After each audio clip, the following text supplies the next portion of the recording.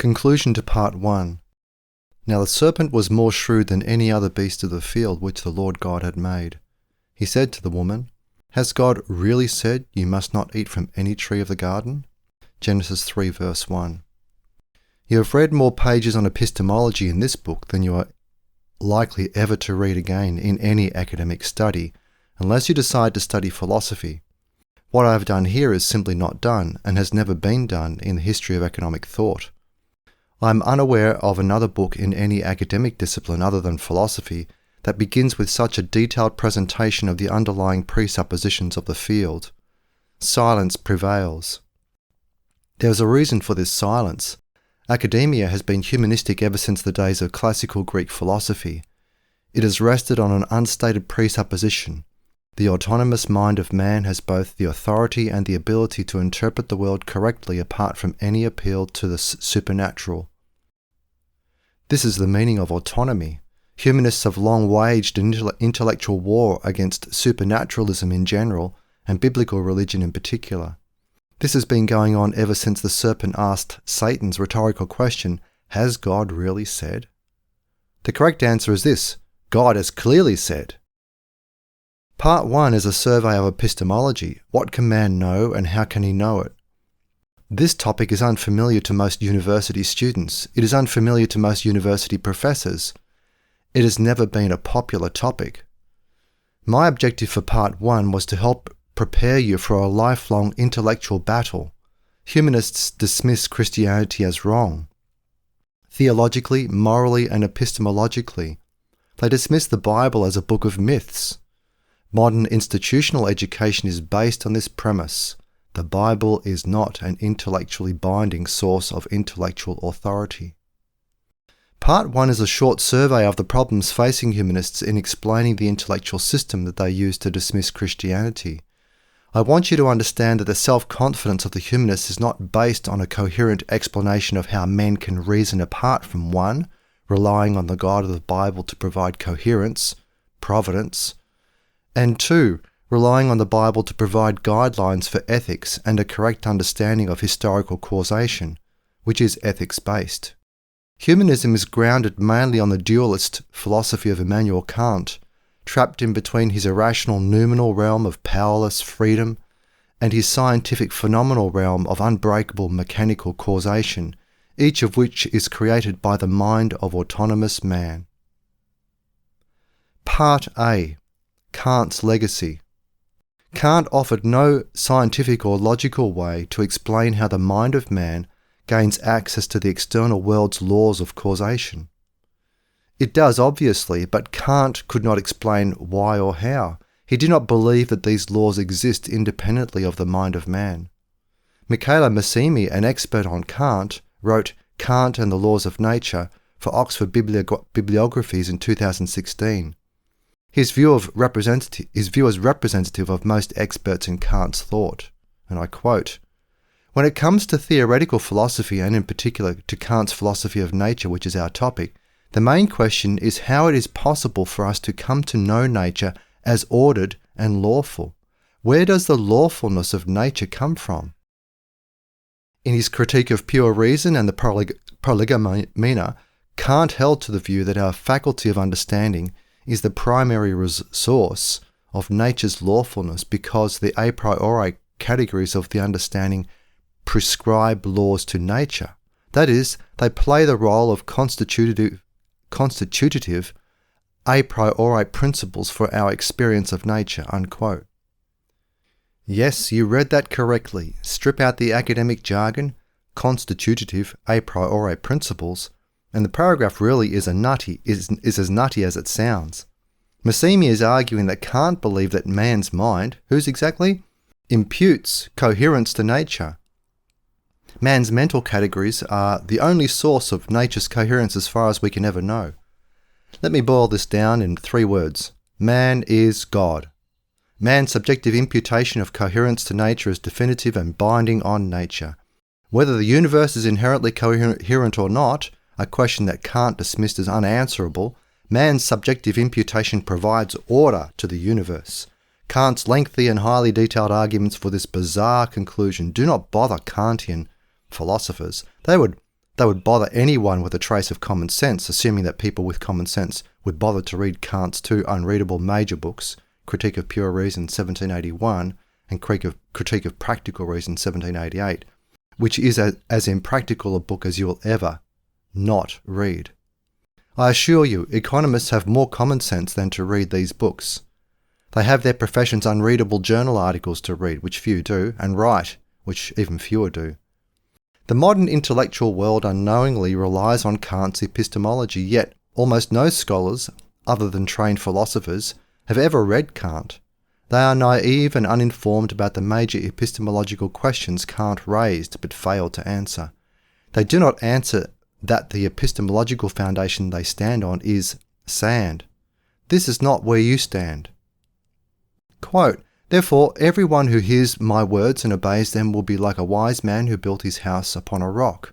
The rain came down, the floods came, and the winds blew and beat upon that house, but it did not fall down, for it was built on the rock. But everyone who hears my words and does not obey them will be like a foolish man who built his house upon the sand. The rain came down, the floods came, and the winds blew, and struck that house, and it fell, and its destruction was complete." Matthew 7 verses 24 to 27. This is why Christian scholars should not enter the world of scholarship with a paralysing sense of inferiority to the humanists. On the contrary, they should be confident. I want you to believe two things with respect to economic theory. First, you should be confident in the Bible. Second, you should be confident that humanists have not offered a logically consistent intellectual foundation to explain economic causation or any other kind of causation. Part B. Self-interested economists. Full-time scholars believe in the autonomy of man, the autonomy of philosophy, and the autonomy of specific academic disciplines. Yet they also want financial support from the public, dependence, not autonomy. They are well aware that most of what they say and do is not marketable in the great auction that is the free market. There are few bids for their services, so they are forced to ask for donations. They learned in the late 18th century in what is now Germany that there is far more money available through state compulsion than from voluntary donations. What they have demanded ever since is autonomy from interference by the public, academic freedom, but also compulsory economic support from the public, investment in our future. They want the benefits of economic dependence without the liability of intellectual subordination. This outlook goes back to Adam in the garden. The serpent implicitly promised this: the benefit of being God, knowing good and evil, but without the liability of judicial subordination to God. In an old English phrase, this irreconcilable pair of goals are described as having your cake and eating it too. Academia today is funded massively by the state. The money is extracted from taxpayers by means of the threat of violence. Most taxpayers do not share the view of the humanists that there is no God who speaks authoritatively in history. Professors are using the state to steal from taxpayers. They justify this theft in the name of the myth of intellectual neutrality, which is another way of asserting the autonomy of man. The Bible makes it clear that there is no autonomy. There is no neutrality. It is deceptive to argue for either position. It is also highly self-interested. Economics is the academic discipline whose members are most aware of the effects of self-interested behaviour. The entire discipline has rested on the principle of personal self-interest ever since the days of Adam Smith. In no other academic discipline have the practitioners been more adamant in asserting the ethical neutrality of their field. This goes back to the mercantilists a century before Smith. Academics insist that there is no theft involved in compelling taxpayers to fund them. Here is their logic. Advances in ethically neutral economic theory benefit everyone. To say that they are ethically blind to their intellectual justification of their self-interest is an understatement. In short, they respond predictably, just as economic theory says people do. Part C. The 5 fundamental principles of economic theory. I have structured Part 1 in terms of the biblical social covenant's 5 points: sovereignty, authority, law, sanctions, and time. Economic theory is a subset of this structure. 1. Point 1. Sovereignty. Point 1 of the biblical covenant is the sovereignty of God. He is transcendent. Sovereignty in philosophy is always the foundation of all thought. It is the starting point of philosophy. This is the central presupposition in human thought. Humanists have their equivalent of this presupposition. It is never stated openly by academic humanists when they write their books. They presume the sovereignty of man. I break with this tradition of convenient silence. The source of truth is God, the Bible teaches. I have made this clear at the outset. I have argued that presuppositions are the foundations of all logical systems. The systems rest on them, yet these presuppositions are not based on logic, they are based on faith. I introduced you to the writings of Cornelius Van Til on this point. He argued that the creator-creature distinction must be the starting point of all Christian philosophy. I then surveyed the issue of cosmic origins and its relation to sovereignty in economic theory. Economists are Darwinists. Nevertheless, with the exception of Nicholas Georgescu-Roegen, economists have avoided the topic of cosmology. I have made it clear why I reject the humanist doctrine of neutral scholarship. It rests on non-neutral presuppositions. Humanists use a two-step argument to get to their fundamental principle, the sovereignty of man. First, they begin with the autonomy of the cosmos, which is impersonal and without purpose. Through the interaction of impersonal and purposeless random change and impersonal physical, chemical, and biological laws, man evolved. Second, man has purposes. This makes man personal. Man is now in charge of the nature. He answers to no higher authority. Point 2 of the biblical covenant, hierarchical authority, becomes point 1 in the humanist's covenantal structure, sovereignty. I discussed this subtle argument in Appendix A of my economic commentary on Genesis, from cosmic purposelessness to humanistic sovereignty. The doctrine of creation is the most fundamental presupposition of Christianity. Why? Because the doctrine of the creation of the cosmos by God out of nothing is the foundation of the doctrine of God's sovereignty. Similarly, the denial of this assertion is the most fundamental presupposition of humanism. In a Humanist Manifesto 1933, issued by the American Humanist Association, we are presented with 15 assertions. Here are the first two. First, religious humanists regard this universe as self-existing and not created. Second, humanism believes that man is part of nature and that he has emerged as a result of a continuous process. These points 1 and 2 parallel points 1 and 2 of the biblical covenant, sovereignty and authority. This doctrine of origins is a self-conscious substitution of a new concept of sovereignty, impersonal non-creation. For Christianity's concept of sovereignty, personal creation. It substitutes cosmic impersonalism for cosmic personalism. This declaration of non-origins serves as the foundation of the sovereignty of the God of our era, mankind. Man serves as God by default. He possesses unchallenged authority. He is autonomous. Why? In the humanist outlook, he has purposes. Nature does not. This substitution of man's authority for God's began with the serpent's temptation. Has God really said? Man is not really under God. Man can exercise authority autonomously. This self-conscious substitution of a new God for the God of Christianity is never publicly announced in the treatises and textbooks of humanists. But this substitution is fundamental to the assertion of intellectual neutrality. We have heard it before. Moses warned Israel in God's name, "But you may say in your heart, my power and the might of my hand acquired all this wealth. But you will call to mind the Lord your God, for it is He who gives you power, the power to get wealth, that He may establish His covenant that He swore to your fathers as it is today." Deuteronomy 8 verses 17 to 18. Modern economics declares that autonomous man is the source of wealth. Man has used nature which belonged to no one prior to man, to build civilization. There was no owner before man. Therefore, there was no sovereignty before man. Autonomous man is now at the top of the three resource chains: natural resources, knowledge, and time. 2. Points 2 through 5. Point 2 of the biblical covenant is authority hierarchy. Chapter 2 is devoted to a discussion of the covenant's 5 points. Here I argue that economic theory is not autonomous. Christian economic theory rests on a concept of hierarchical order in which law is superior to economics.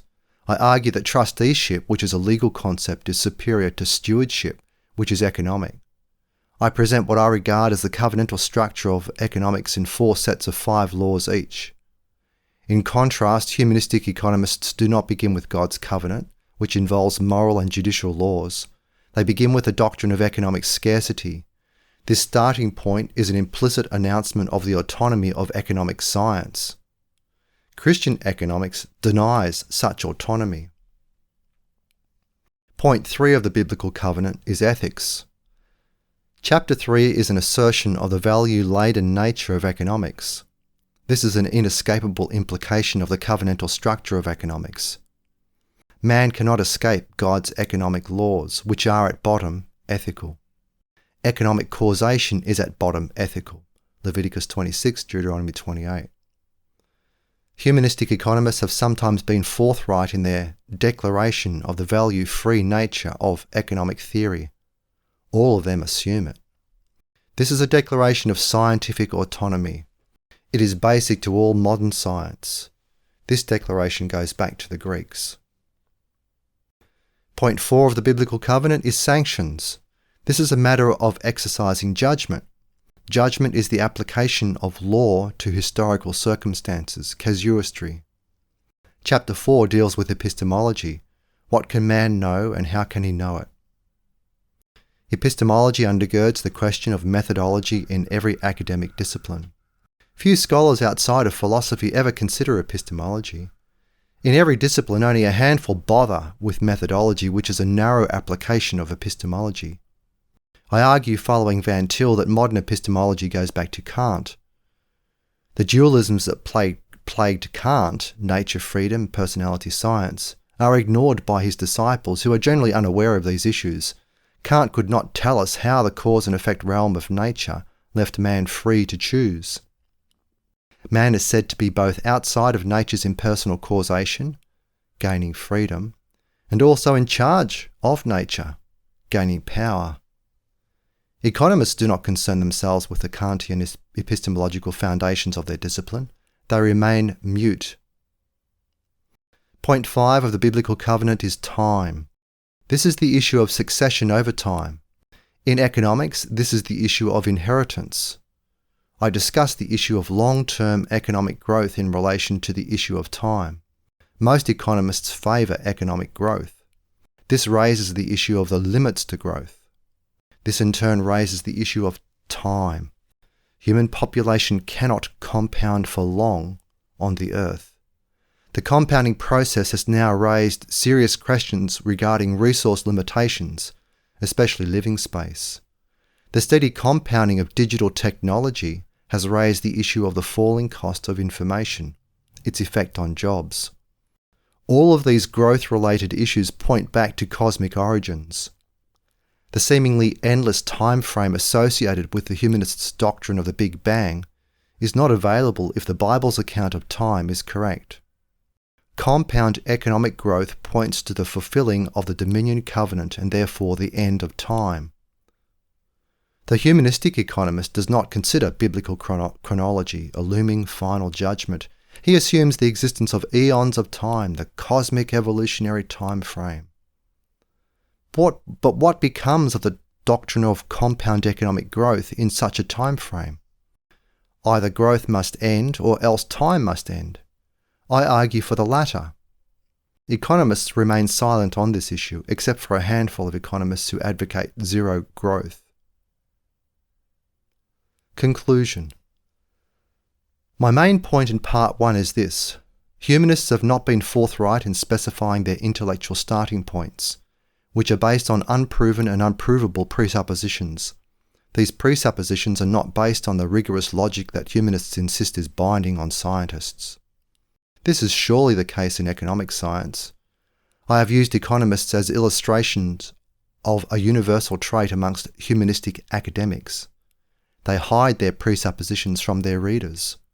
I think that most of them hide their presuppositions from themselves. They are not trained to think in terms of presuppositions.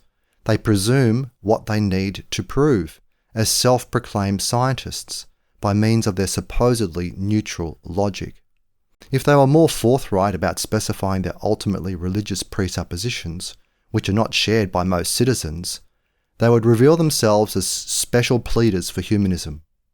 This would threaten their acceptance. This would in turn threaten their funding. They have zero self-interest in doing this, so they remain mute. They do not discuss sovereignty, authority, law, sanctions, and time. They implicitly assume the humanist worldview's presuppositions regarding these issues, but they do not mention them, let alone defend them. It is intellectually mandatory that Christian scholars in every academic discipline begin their treatises with a detailed discussion of these 5 principles as they apply to their respective disciplines. Christian scholars should become self-conscious about their discipline's foundational principles. They should identify and then challenge the humanists' version of these 5 principles in their fields. Having discussed the 5 foundations of economic theory, both humanistic and Christian, I am ready to discuss the 5 major categories of economic theory.